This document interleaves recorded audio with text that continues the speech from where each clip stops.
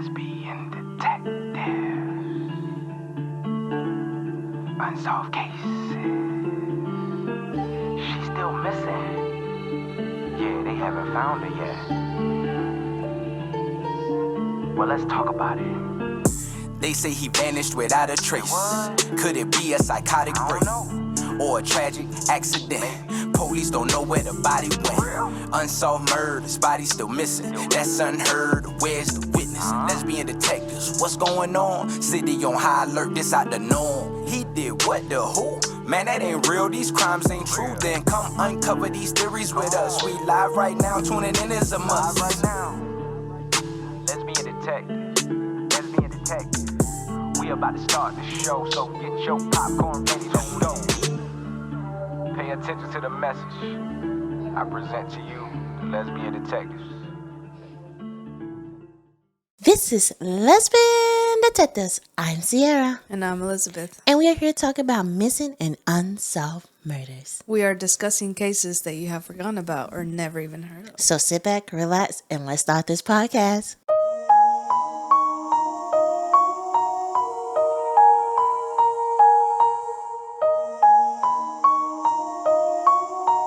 Welcome back, everybody. This is a new year and a new episode. I'm so happy that you guys are coming back to listen to our little podcast. We had a fantastic weekend. We went out with a couple friends. We went to a brunch place, and my wife has gone crazy because it's a winter storm coming in our area. And guys, we are Texans. We don't know nothing about winter storms. Texas shuts down with the sight of snow, black ice. Like, we're not prepared. Even when it rains, like, we don't know how to drive. So I made sure that we had a generator, some food, some propane. I mean, at the end of the day, we have a baby, so we want to be prepared. Yeah, I agree with you. I want to be completely prepared. But you kind of went a little crazy. Like, we was in Home Depot for a long time and spent a lot of money. Generators are not cheap, babe. They're really not. But we didn't get a big one. We got like a normal sized one that can help us a lot in ways.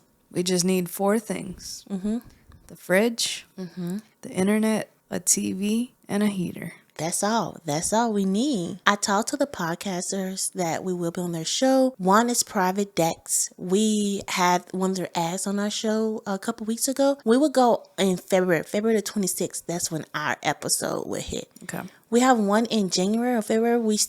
She doesn't know when she's going to release that one, but we will let you guys know. I'm excited. This episode that we're doing right here, I actually did on True Crime 1 Minute. And I never heard this case before. I was doing the research.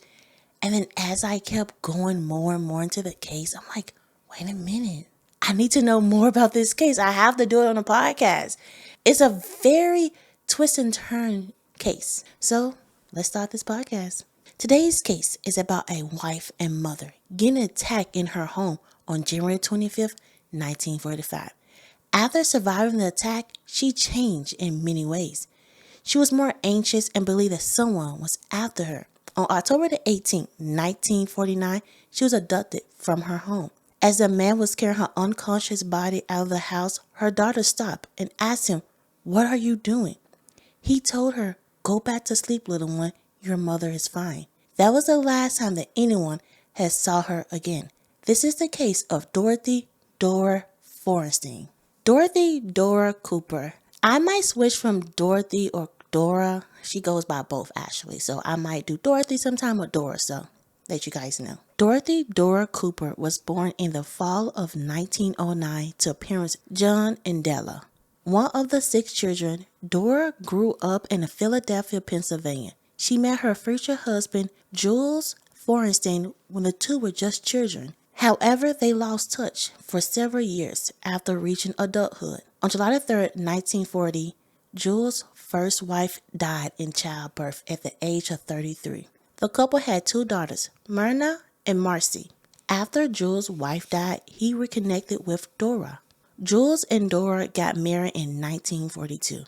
Jules was a clerk for the Philadelphia City Council when they got married. Dorothy was happy, outgoing young woman. She became a devoted mother of her 2 children. Marcy was an infant and Myrna aged 10. After the wedding, Dora legally adopted her daughters. The marriage was a happy one, and Jules' professional life began to prosper. When he became a judge in 1943, another child named Edward was born a short time later. Those who knew Jules and Dora said they appeared to be a happy marriage. Their family lived in a 3-story brick home in Philadelphia. Everything seemed to be going well for the family, but unfortunately, things would change. On January 25th, 1945, Dora left her children at a neighbor house and went shopping. She chatted with a store employee and she went about her day. However, when her neighbor Maria spotted Dora walking home that evening, Maria noticed that a man seemed to be following her. It was getting dark. Maria admitted that she didn't look closely to the man. It was a safe neighborhood. She never imagined that Dorothy was in trouble. Just as Dorothy was entering the 3-story brick home, the stranger, whoever he was, began to attack her. He jumped and started beating her with his fists, and shortly he got a blunt instrument. Dorothy fell to the ground as she was pounded into unconsciousness. As she trembled into the house, her arm dislodged the hall telephone. In those days, a live operator, the voice on the other end of the line, heard the commotion and quickly summoned the police. The attacker fled the scene as he heard the approaching sirens. Police officers arrived moments later and found a beaten Dorothy on the floor of the hallways. She suffered a broken jaw, a shattered nose, a fractured shoulder, and a brain concussion. She was rushed to the hospital, and when she awakened, she could only weakly explain that someone jumped out at her and I couldn't see who it was. He just hit me and hit me. Law enforcement felt certain that this was an attempted murder. What they couldn't figure out, though, was who wanted to hurt Dora. Right. She was well liked and had no enemies. As far as anyone knew, Jules himself was ruled out as a suspect early on due to having a solid alibi. Nothing was stolen from the home. The authorities concluded that the assailant was likely someone that Jules had come into contact with whilst working as a judge. Perhaps someone who wanted revenge against him. Jules was a loss and couldn't prove no leads or potential suspects. In fact, he didn't believe that there was anyone who wanted to hurt him that bad. He couldn't think of any enemies. No. I mean, if it was me, I would have like a whole list. I'm like, check this person out. I don't know. Anybody like I smiled at or looked at, check them out. Anybody that he sentenced, I feel, would have a personal vendetta against him. But he's just doing his job. But people don't see it that way. Right. You know? I mean, their judges are, sometimes they're good judges and they're bad judges. We don't know what kind of judge he was per se, you know? Well, it depends what you want. Right. It's your definition of good and bad. I agree with you. Dorothy recovered from her injuries, but was so shaken by the incident that she was never the same again. Her happy and carefree personality was gone, replaced by an anxious woman who was nervous and upset, jumping at every noise in the house, checking and rechecking the locks on the door and windows. She was sure that someone was after her. Jules did his best to stay at home or never stay out too late. On the evening of October the 18th, 1949, Jules had a politician banquet to attend. As he was leaving the office, he called his wife to check on her. He explained that he didn't plan to stay that long and he'd be home shortly. Dorothy explained that everything was fine at home, and she joked with him for a moment, finally seeming more like herself. Be sure to think of me. Around 9 p.m., she called a friend and arranged to go shopping together the following day. This will be the last time that anyone has ever heard of Dora. Later that night, 9-year-old Marcy was awakened by a strange sound. She opened the door and was alarmed to find a man she never seen before walking up the stairs. Across the hallway, she noticed that her parents' bedroom door was open.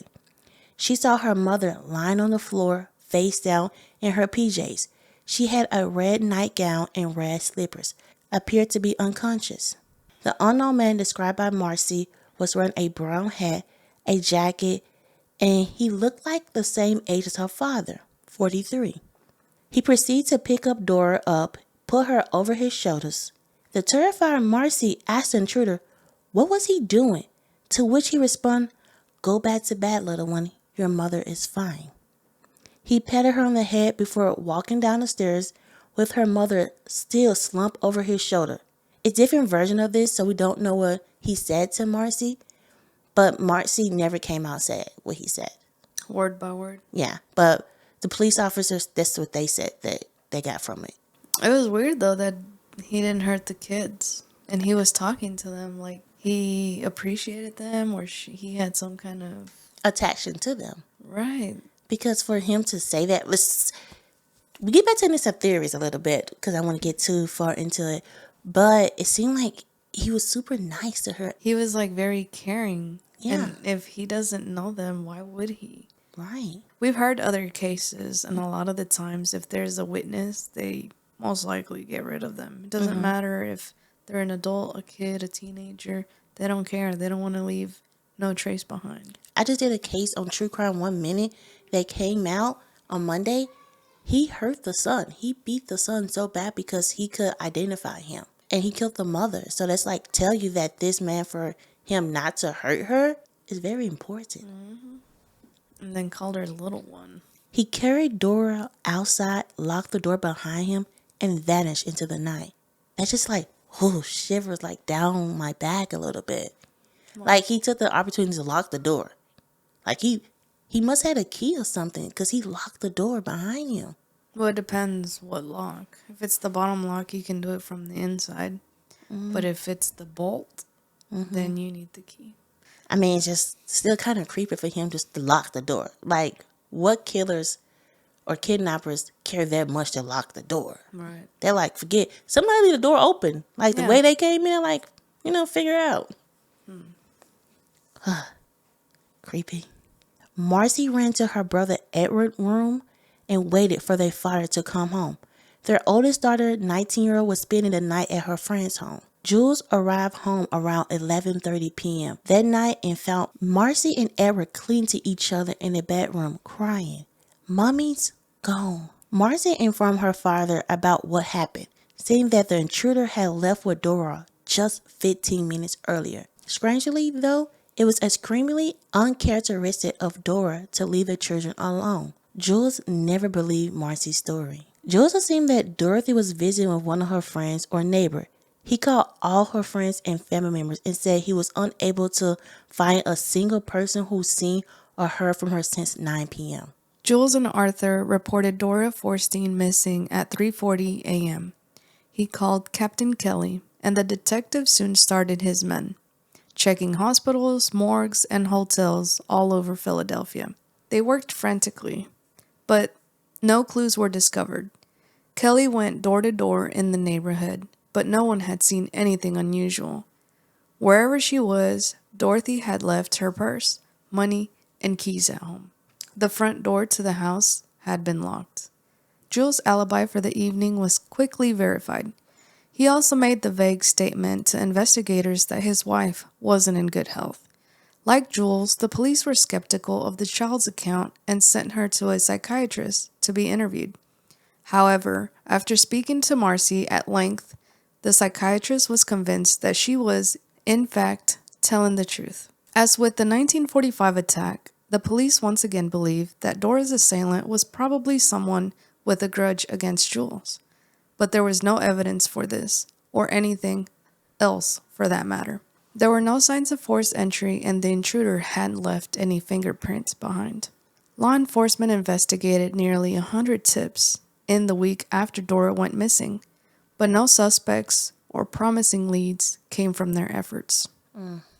Just when it looked like Dora Forstein's case couldn't be any more perplexed, a bizarre sighting proved that wrong. A patrolman named Edward Shapiro came forward to report that he'd seen a woman who resembled Dora.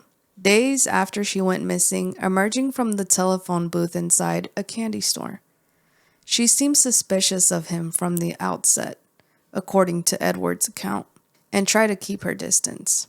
The sighting occurred in Camden, New Jersey, approximately 5 miles away from Philadelphia. Next, he followed her into a tavern and found her drinking a beer. However, as soon as she noticed him, she hurriedly exited the bar. Shapiro claimed to have seen the woman again the following night. This time, she was speaking to the man on the street corner and joking about only having one arm. Since Dora had reoccurring issues with her shoulder since the 1945 attack, his comment is possibly significant. The woman was never seen again after this and had never been positively identified as Dora Forstein. For his part, Chief Kelly was puzzled by Shapiro's story. She is either a victim of foul play or amnesia, he would go on to say. Ultimately, the search expanded to include 11 states. Still, no answers were forthcoming. Dora Forstein was never found. Jules Forstein had a heart attack shortly after his wife vanished, but he recovered. He also put up a $1,000 reward for information leading to his wife's whereabouts. The reward was never claimed. Jules, who had never remarried, died on January the 1st, 1956, after suffering another heart attack. He left behind an estate valued of $4,906 for his 3 children. Dora herself left behind $9,946 in securities in her safe deposit box. What these securities consisted of or whether they came from is unclear. Months after Jules' passing, Dora was declared legally dead on October the 18th, 1956, the 7th anniversary of her disappearance. Myrna, 26, took custody of her 2 younger siblings. To this day, several decades later, the circumstances surrounding 40-year-old Dora Forstein's abduction and the identity of her abductor, as well as the motive behind her earlier attack, remain a mystery. Before we end this case, let's remember the woman that went missing. Dora was a fighter. She was attacked before, but she fought for her life. She was going through a rough period after the attack, but she was getting back to her old self. She was a mother of 3 children that miss her so bad. This is the case of Dorothy Dora Forstein. Now let's get into some theories. Let's get into some theories.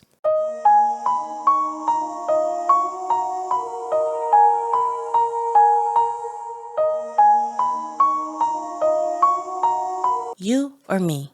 Yeah.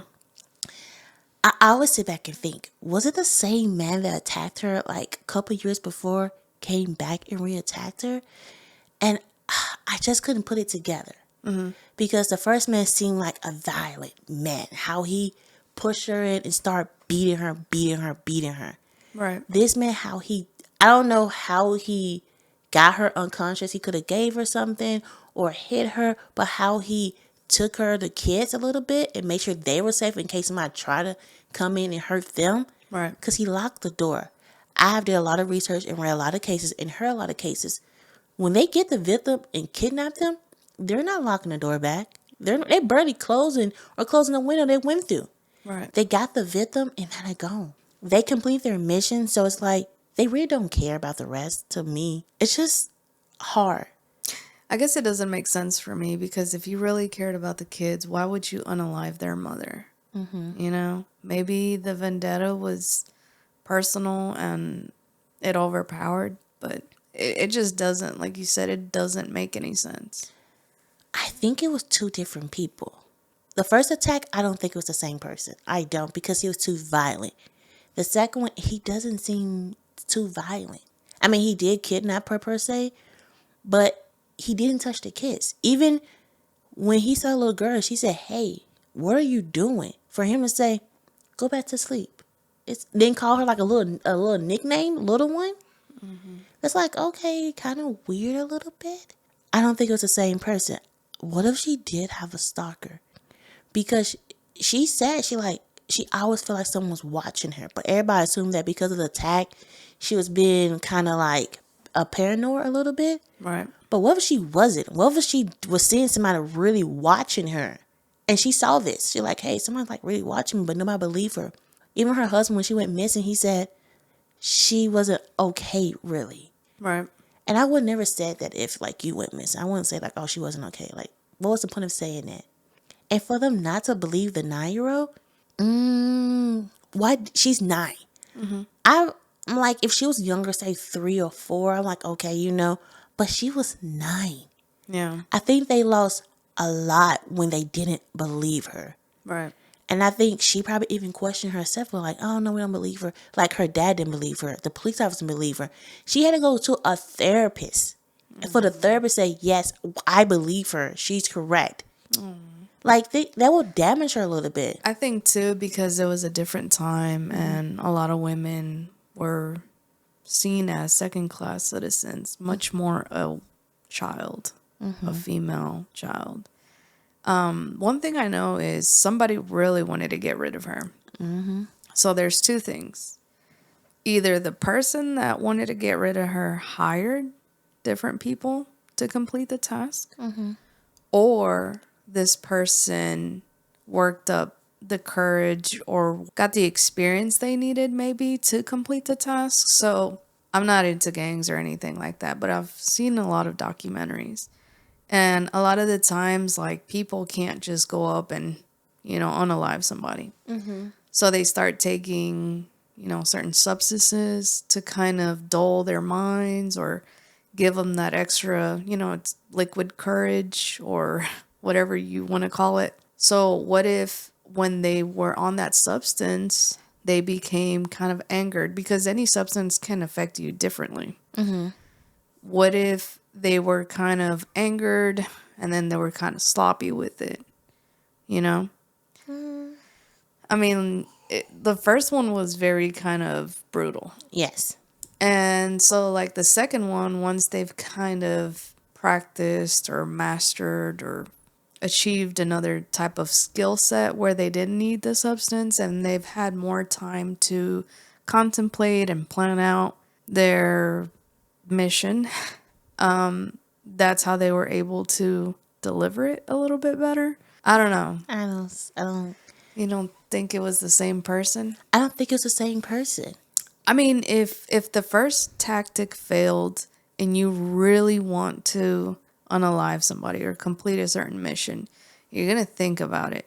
You're going to think about every possible thing, and then you're going to replay, how does she get away? Or how can I prevent this? How can I prevent that? Like, what is the best possible way to achieve this goal? And sometimes if you detach yourself and your emotions, maybe it's easier to carry out that task. I don't know. I feel like, I said in the beginning, I feel like the first attack and the second attack are two different men. Only reason I said that is the first one, I feel like he really wanted to kill her. He wanted to kill her right there in her home. He was beating her senseless. She was almost dead, basically. If the phone didn't get off the hook, we would have a different story to tell. Yeah. But the second one, he took her. It's like how he took her. He didn't drag her along. He picked her up. He carried her carefully down the stairs. I feel like that's kind of a stalkish vibe a little bit. Like, that's his woman a little bit. Like, I gotta take care of my woman. Like, very overprotected. Even with the kid, he like, hey, go back to sleep. Like, the first one seemed violent. To me, if her daughter woke up doing that attack, the first man seemed like he would have killed her too. He would make sure the little girl wouldn't say anything. But this attack, he like, go ahead, go away. Like, he kind of like didn't care she was really there. He said, your mama's fine. If it's two different people, where's the link? That's why I feel like with this case, she probably, like, you think about a woman with DV or in a troubled relationship, she would probably have that pattern again and again and again until she breaks it. So this wasn't a stranger. It wasn't two strangers. I think the first one was a stranger. I feel like he was trying to do a robbery. He was trying to kill her, but make sure she's unconscious. I feel like that one, the first one, probably was on drugs. Because how he attacked her, like, he really didn't care. He was like, it's like a death. Did he take anything, though? He didn't take anything because she knocked the phone down, and that's when he heard everything. So he really didn't complete his mission. The first one doesn't seem really planned to me. The second one, I don't know. It could be, it really could be one person. He probably learned from his mistakes, as you said, and he kind of kept mastering and like, okay, let me see what I did different. Let me make sure her husband isn't at home. Yeah. And let me make sure the kids are asleep. Right. So that's what I'm saying. Like, to me, it's either the same person because obviously they wanted to carry a certain mission. I don't know why somebody would get attacked by two different people. I mean, unless they lived in a very sketchy neighborhood, I don't know. Either somebody hired two different people to carry out a task, or in my opinion, it was the same person and they had a couple years to like master their skill set. Her husband, I haven't really, talked about him a little bit. But he was a judge. He did have a lot of power, because he could choose a person, basically life or death, really, to me, because that person can have a good life or they're going to die in jail. What if he kind of hires somebody? What if he hires somebody that's kind of like, kind of sketchy, and then he's like, okay, go for her. Like, if you don't want to, what if he like, hey, if you want to get out of jail a little early, or not go to jail, take care of my wife, and you're good. Because each time he's gone, and this always seemed kind of creepy to me, and I'm not saying it was him, it's just a theory. Why didn't she go to the banquet with him? A type of banquet like that, a politician banquet, that's a big banquet. An image is everything. Very. Because you have to have your wife on your hand. Perfect, happy family. I agree. So that's always a little creepy to me. Why didn't she go? Because when she got home, he assumed that she was gone. Because they did have a 19-year-old daughter. She could have really just babysitted her siblings. Or he assumed that the mom was like next door somewhere. So like seemed like you had a good support system. Right. So it's like, why didn't your wife go to the banquet with you? Because it will seem kind of weird for a husband not to bring his wife to a banquet like that, because he kind of like smooching around a little bit. Ironically, it was the same night that she got attacked, because it seemed like each day he made sure he wasn't there, that his alibi was spotless. Solid. I mean, I'm not saying it was him. I'm not saying it was him, but he is a part of a theory. Yeah. Because why would he want her just gone? So another thing that it mentioned was she had $9,000 in assets and some change. She was a stay-at-home mom. How did she come into all this money? Unless it was inherited. They don't know. Or she had some getaway money. Or she had some sketchy business on the side, and that's why they kept coming for her. Yeah, I wasn't thinking that at all. Oh. I was thinking, sometimes I know when lady or a man and their person is the breadwinner and they are in a DV situation, they will kind of like take some of the money and put aside. They'll do like little side businesses and keep that money as a escape money. Like a safety net. I listened to TikTok and I read it. Her mom always taught her to have escape money. Do not tell whoever you're dating you have this money. So if in case this situation get difficult, you have your money. You don't need to stay at home and like what I'm gonna do. You have a plan. And I think that is very important. I would tell any woman, if your husband is the breadwinner, have a little side business. Have your money coming in a little bit. Don't fully depend on your husband, because I have seen a lot of relationships go down and the woman is just stuck. She has nowhere to go. She's solely dependent on her husband. Sometimes they don't want to leave because someone would say, who a woman with this many kids? Or who will want me? Or how will I survive with no money and my husband make all the money? Have your side business. Have your little, if he's paying on the bill and he giving you money for food or groceries, put like $50 aside, $25. Keep stacking your money. So I think what makes the most sense is if the husband wanted to get rid of her, it was because maybe he found out about her escape plan or her safety net. He felt he was being lied to. So maybe that's why, he's seen a lot of criminals come to his courtroom. He could have hired two different ones. The first one couldn't complete the task. The second one did. And it happened to be on the night that he was at a banquet, which... Both times she was attacked, he was not home. Interesting. What if when the daughter told him, he was like, oh, shoot. What if he really believed the daughter, but he kind of like, hey, no, you're not making no sense, because he didn't want the police officer to know.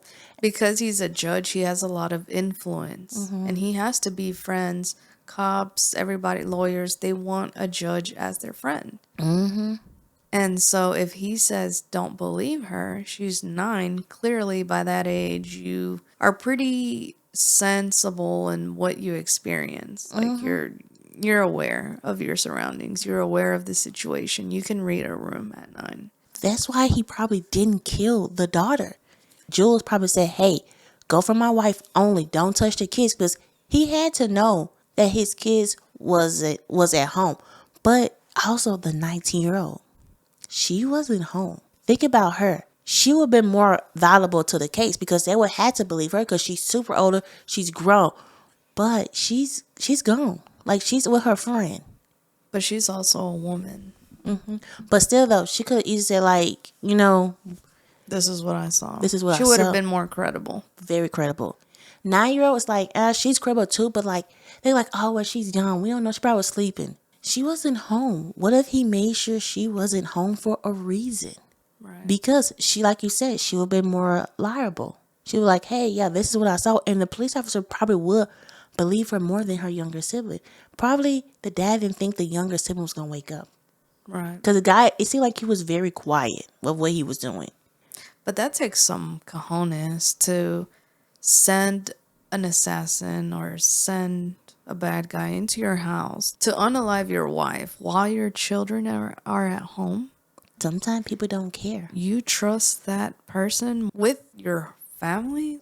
It's like this case, I feel like we are really like getting to theories big, because I never thought of the husband. I'm not saying it was him. It's a theory, guys, so don't come at me. But it's very ironic. It's very ironic a little bit that he could do this. And I'm going to say something. I don't know if you want to keep it or not. But when a lot of people, bloggers, do this case, the family come after them. Just saying. So they're going to come after us. No, they stopped doing that. People didn't care no more. They still kept doing it. These are just theories, These by are the just way, theories. guys. We're not saying like, oh, it's him or her. But it is a theory. I mean, we always do think of the husband first. Yeah. But he would know that. He's a judge. A lot. Please tell me your theories. Come to I made us a Facebook page and a Facebook group. TikTok is still alive. I don't know how long we're gonna be alive, guys.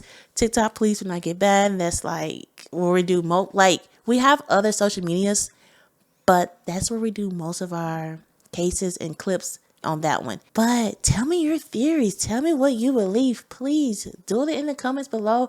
DM us, email us. This case right here is like I said, it's twists and turns. It's a lot. So please tell me your theories. I cannot wait to hear. We are on all social medias platform. We are on YouTube, TikTok, Instagram, everything. I mostly will post on YouTube, and YouTube, TikTok, and Facebook now. So please check out our page and our group. I will doing clips there, and I also will do True Crime 1 Minute there too. Let us know your case suggestion. Also hit that notification button. Hit it. Have a notification when you hear us. Like, you need to get first on deck. Trust me, like, these episodes are getting more and more interesting. Follow us on Apple and Spotify. Give us a 5-star rating. Come on, get us up there. I'm Tiara. And I'm Elizabeth. And this is Lesbian Detectives. And don't forget, everybody's a suspect. Until proven innocent. See ya, bye. See you next week. Lesbian Detectives. Unsolved cases. She's still missing. Yeah, they haven't found her yet. Well, let's talk about it. They say he vanished without a trace. Could it be a psychotic break or a tragic accident? Police don't know where the body went. Unsolved murders, body still missing. That's unheard. Where's the witness? Lesbian detectives, what's going on? City on high alert, this out the norm. He did what, the who? Man, that ain't real, these crimes ain't true. Then come uncover these theories with us. We live right now, tuning in is a must. Right now, Lesbian Detectives. Lesbian Detectives. We about to start the show, so get your popcorn ready to go. Pay attention to the message I present to you.